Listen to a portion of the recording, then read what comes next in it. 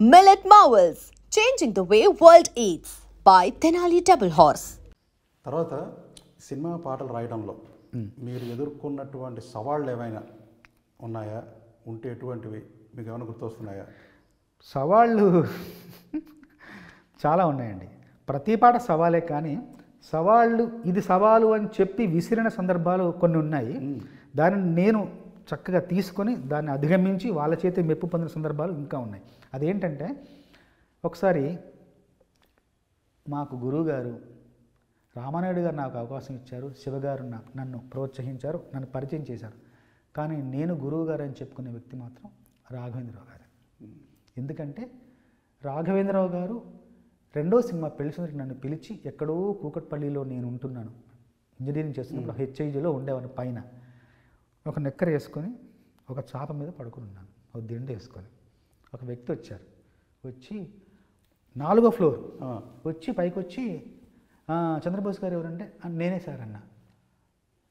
మిమ్మల్ని బాబాయ్ రమ్మంటున్నారండి అంటే, బాబాయ్ ఎవరండి అన్న అంటే, రాఘవేంద్రరావు గారు సినిమాలు డైరెక్షన్ చేస్తుంటారు అన్న.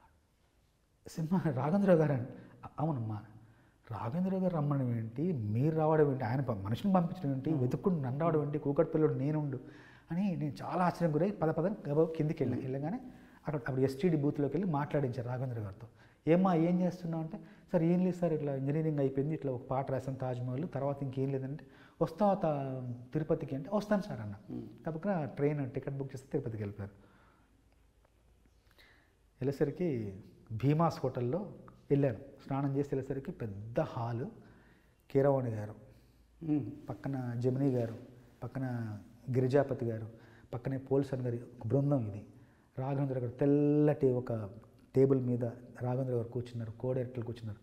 నేను వెళ్ళేసరికి మంచి పొగలు, పరిమళాలు, మంచి వాతావరణం. కీరవాణి గారు ఇలా నవ్వుతూ చూశారు. అప్పుడు ఆయన చేస్తున్న బాణి ఏంటో తెలుసు.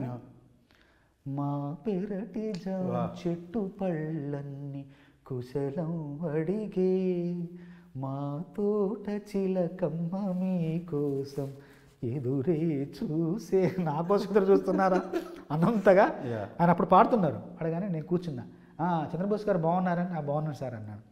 కీరవాణి గారేంటి, రాఘవేంద్రరావు గారేంటి, నేనేంటి, వాళ్ళ పక్కన కూర్చోడం ఏంటి. కాసేపు అంత మాట ముచ్చట అంత అయిన తర్వాత సందర్భం చెప్పారు రాఘవేంద్రరావు గారు, కో డైరెక్టర్ చెప్పారు. తర్వాత కొన్ని రోజులు రాశాను. రాసిన తర్వాత ఒకటి నచ్చింది రాఘవేంద్రరావు గారికి, కీరవాణి గారికి. సరిగమ పదని సరాగం త్వరపడుతున్నది మాఘం, తకదిమి తాళం ఎప్పుడెప్పుడన్నది మేళం. ఈ పాట అందరికి నచ్చింది. ఈ పాటతో నా ప్రయాణం రాఘవేంద్ర గారితో, కీరవాణి గారితో అలా అలా అలా అలా సాగుతూ ఇన్నాళ్ళు ప్రయాణం వాళ్ళతో చేశాను. రాఘవేంద్ర గారు మాత్రం నాలోని కవిని బాగా గుర్తించి నాకు ఎన్నో అవకాశాలు ఇచ్చారు. ఇప్పుడు సవాలు గురించి ఒకసారి పిలిచారు, నాన్న వస్తామని వెళ్ళాను. ఒక 15 పాటలు చేసామయ్యా, నువ్వు 15 పాటలు వినమన్నారు ఒక సినిమాకి. 15 పాటలు విన్నాను, ఒక గంటన్నరలో విన్నాను. తర్వాత సార్ అన్నీ బాగున్నాయి సార్, బ్రహ్మాండంగా ఉన్నాయి అంటే, ఇప్పుడు నువ్వు పాట రాయాలన్నారు. చెప్పండి సార్ అన్న. రామదాసు సినిమాకి నువ్వు పాట రాయాలంటే, రాస్తాను సార్ అన్న. నీకో షరతు అన్న. చెప్పండి సార్ అన్న. అన్ని పాటల్లో రామ రామ రామ అని ఉంది కదా. అవునుంది సార్ అన్న. ఇందులో కూడా రామ రామ వస్తుంది సార్, సందర్భం ఏంటి సార్ అన్న. ఏముందయ్యా, రామదాసు కాకముందు కంచర్లో గోపన్నగా ఉన్నాడు, పెళ్ళవుతుంది, మొదటి రాత్రి శోభనం, ఆ పాట నువ్వు రాయాలని. రాస్తాను సార్, గుర్తుంది కదా, రామ రామ రావాలి, శివ శోభనం రోజు పాటలో రాముడు ఎలా వస్తాడు అని చెప్పేసి, మరి అదే మరి వెళ్ళు అన్నారు. అనగానే అమ్మయ్య బాబోయ్ అని చెప్పేసి మొత్తానికి ఆలోచించి ఒక పల్లవి రాశారు. కీరవాణి గారు బాడీ సమకూర్చారు. చాలు చాలు చాలు విరహాలు చాలు చాలు, ముద్దుగా వినవలేక నా ముద్దు విన్న పాలలో వన్నె పూలు నువ్వు ఆరగిస్తే మేలు, చాలు చాలు చాలు చాలు చాలు విరహాలు చాలు చాలు. ఇది పల్లవి. దీంతో ఏ గొడవ లేదు. చరణాలు రాయమని రాస్తున్నా.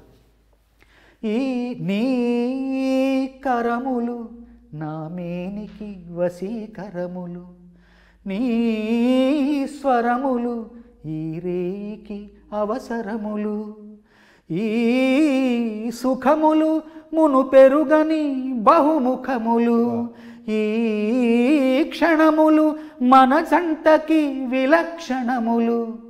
రామా రామా ఇంటికి మన్మధుడా అను పిలుపులు, ఆలీలలు అవలీలలు చాలు చాలు చాలు చాలు చాలు. ఒక రాముడు అయిపోయాడు, ఒకటైంది. రెండవది, ఈ చిలకలు సరసానికి మధుర గుళికలు, ఈ పడకలు మోక్షానికి ముందు గడపలు, ఈ తనువులు సమరానికి ప్రాణధనువులు, ఈ రణములు రససిద్ధికి కారణములు. విరామాలెన్నడు విరామాలెన్నడు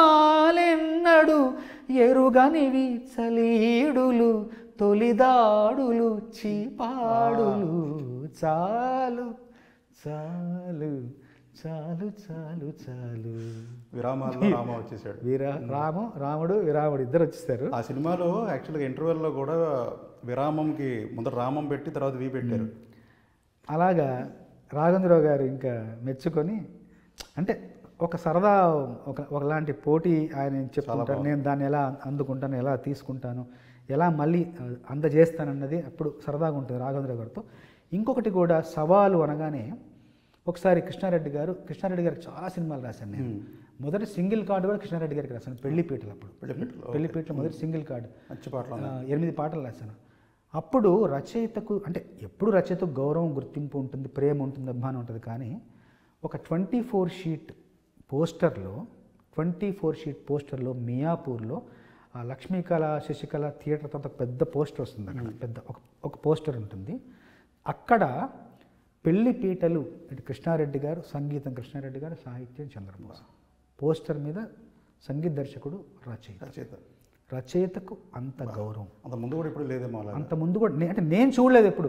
రచయిత పేరు ఉంటుంది కానీ రచయిత ఫోటో, సంగీత దర్శకుడు ఫోటోతో ఒక పెద్ద పోస్టర్ డిజైన్ చేసి ఇవ్వడం అనేది చాలా గొప్ప విషయం. ఎందుకని నేను ఒకటే మాట చెప్తాను, అందరికీ చెప్తున్నాను. అక్షరం, స్వరం గొప్పది, చాలా గొప్పది. స్వరం కంటే అక్షరం మరింత గొప్పది. అక్షరం ముందు పుట్టింది, తర్వాత స్వరం పుట్టింది. అక్షరానికి స్వరం అలంకారమే కానీ సమస్తం స్వరం మాత్రం కాదు. అక్షరం ముందు ఉండాలి, దానికి అలంకారంగా, దానికి ఒక భూషణంగా స్వరం వెనకాల బయలుదేరాలి.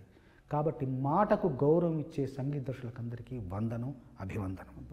మాటను గౌరవించండి, మాటను నిలబెట్టండి, మాటకు ప్రాణం పోయండి. మాటే చిరకాలం శ్రోతల గుండెల్లో మారుమోగేది, శ్రోతల ఆలోచనలో మార్పు తెచ్చేది మాటే. దానికి స్వరం అలంకారప్రాయంగా మాత్రమే ఉండాలి. ఇది నేను నమ్మిన సత్యం, నమ్ముతున్న సత్యం. ఇలాగా ఒకసారి కృష్ణారెడ్డి గారు వెళ్ళాను, కూర్చున్న తర్వాత, ఏమండి విజయం గురించి ఒక పాట రాయాలి సార్. రాస్తాను సార్ అన్న. అంటే పెద్ద పెద్ద మాటలు, పెద్ద పెద్ద ఆలోచనలు, పెద్ద పెద్ద అట్లా కాకుండా చాలా చిన్నగా సున్నితంగా అందరికీ అర్థమయ్యేలాగా ఉండాలి.